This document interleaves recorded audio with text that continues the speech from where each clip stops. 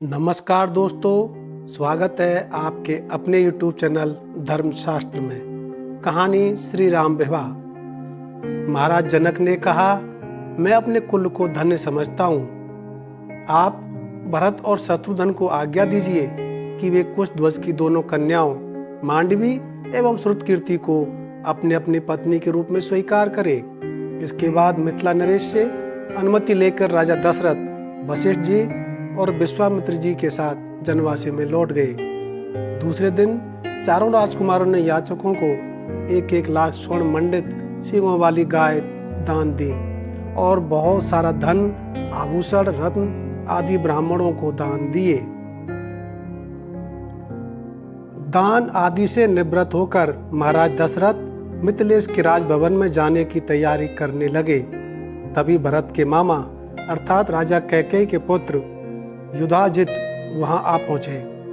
अभिवादन तथा कुशल समाचार जानने की औपचारिकता के पश्चात उन्होंने कैकेयी नरेश का संदेश देते हुए कहा, महाराज, हमारे पिताजी को भरत को देखने की उत्कट इच्छा हो रही है। अतः कृपा करके आप कुछ दिन के लिए भरत को मेरे साथ उनके ननिहाल भेज दें। इस संदेश को लेकर मैं अयोध्या गया था, किंतु वहां पर ज्ञात हुआ कि आप जनकपुरी गए हुए, इसलिए मैं भी यहाँ आ गया।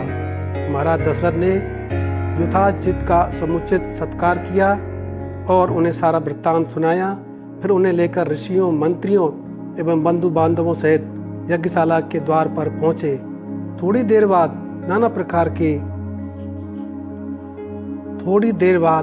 नाना प्रकार के आभूषणों को धारण किए हुए रामचंद्र अपने भाइयों भरत, लक्ष्मण और शत्रुघ्न के साथ उनके पास आकर खड़े हो गए।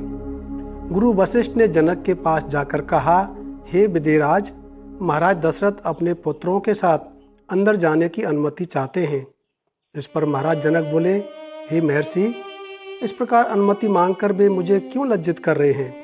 वे अयोध्या के ही नहीं मिथिलापुरी के भी स्वामी हैं और मैं तो उनका अकिंचन दास हूँ। क्या कभी स्वामी अपने सेवक से आज्ञा मांगता है? उनसे कहिए चारों कन्याएं विवाह वेदी पर प्रतीक्षारत हैं। वे निसंकोच अंदर पधारने का कष्ट करें। शुभ लग्न का समय भी हो रहा है, मैं स्वयं चलकर उन्हें सादर ले आता हूँ। इतना कहकर वे महाराज दशरथ के पास पहुँचे और उन सबको यज्ञ स्थल पर ले आए। सबको यथोचित आसन देकर जनक ने उनकी पूजा की। फिर वशिष्ठ जी से बोले, हे ब्रह्मऋषि, आप इन ऋषि मुनियों के साथ विवाह कार्य संपन्न कराइए। आपसे अधिक योग्य पुरोहित और कौन हो सकता है? गुरु वशिष्ठ, महर्षि विश्वामित्र और मिथिला के पूर्व राजपुरोहित सतानंद विवाह कार्य संपन्न कराने लगे। सबसे पहले वैदिक विधि के अनुसार विवाह के लिए वेदी का निर्माण कराया गया। फिर अनेक प्रकार के सुगंध युक्त फूलों से सजाया गया। कुछ दूरी पर चारों ओर गमले सजाए गए, जिनमें चित्त को प्रसन्न करने वाली सुगंधित रंग बिरंगे फूले लगे हुए थे। वेदी के निकट कई स्थानों पर स्वर्ण पात्रों में धूप, केसर, नैवेद्य, अक्षत, घी, दही आदि सामग्री रखी हुई थी। यज्ञ संपन्न कराने वाले महानुभावों के लिए कुश के आसन बिछा दिए गए। गुरु वशिष्ठ एवं अन्य महर्षियों ने वेद मंत्रों का उच्चारण करते हुए हवन कुंड में अग्नि प्रज्वलित की। फिर वशिष्ठ जी के आदेश पर राजप्रसाद की महिलाओं ने जनकपुर सीता को लाकर यज्ञ वेदी के निकट खड़ा कर दिया। उस समय सीता जी का मुखमंडल प्रातःकालीन बाल रवि की भांति अनुपम सौंदर्य से वेदीयमान हो रहा था। नख से सिक तक वे बहुमूल्य रत्न जटित आभूषणों से सजी हुई थीं। संक्षेप में कहा जाए तो उस समय सीता की छवि को देखकर करोड़ रतियों का संयुक्त रूप श्री नगण्य प्रतीत होता था। सीता इन सब बातों से अनजान दृष्टि झुकाए एकटक पृथ्वी को निहार रही थी। महाराज जनक अपनी लाडली पुत्री सीता को श्री रामचंद्र के निकट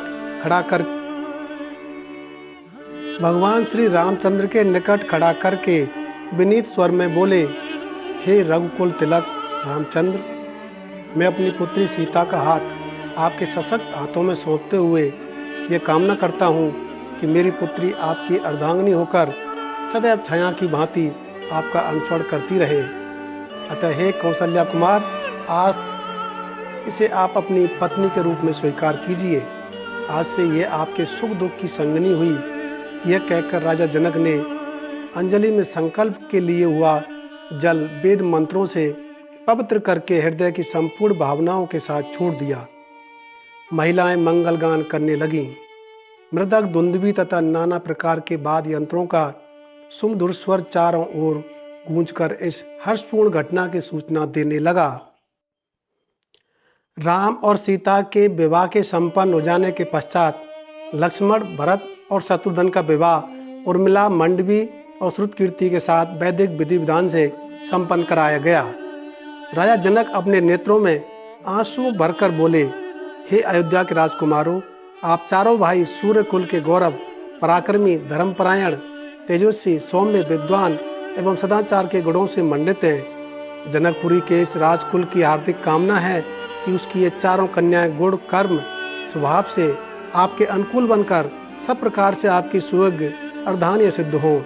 इसके पश्चात वशिष्ठ जी की आज्ञा से चारों राजकुमारों ने अपनी अपनी नवविवाहित पत्नियों के साथ अग्नि की परीक्षणा की। विवाह संपन्न होने के पश्चात महाराज दशरथ समस्त मंत्रियों, ऋषि मुनियों और सपत्नीक राजकुमारों के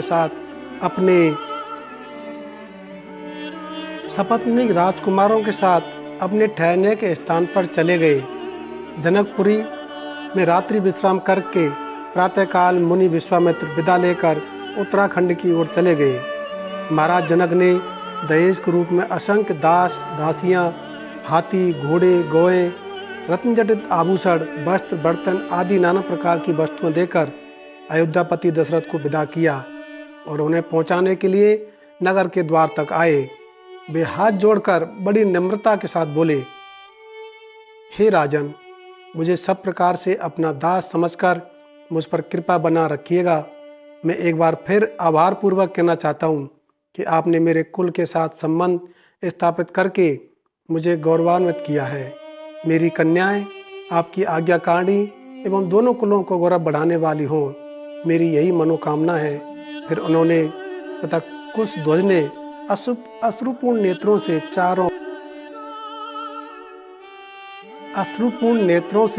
चारों कन्याओं को आशीर्वाद देते हुए विदा किया।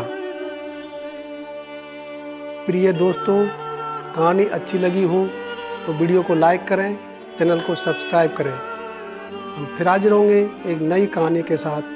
वीडियो देखने के लिए धन्यवाद।